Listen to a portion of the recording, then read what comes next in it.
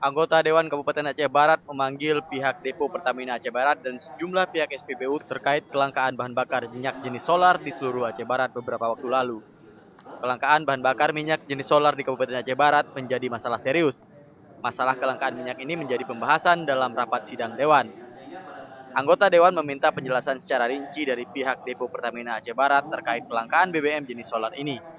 Anggota Dewan juga meminta penjelasan pengusaha yang mengambil minyak bersubsidi di SPBU. Namun pihak Depo Pertamina dan SPBU tak mampu menjelaskan kepada anggota Dewan. Anggota Dewan Ramli MS menuding kelangkaan minyak subsidi jenis solar ini karena pihak perusahaan membeli BBM bersubsidi jenis solar di SPBU dengan jumlah yang banyak. Karena selama ini pihak perusahaan tidak pernah menebus minyak non bersubsidi di depo Pertaminanya, sedangkan pihak perusahaan menggunakan alat berat.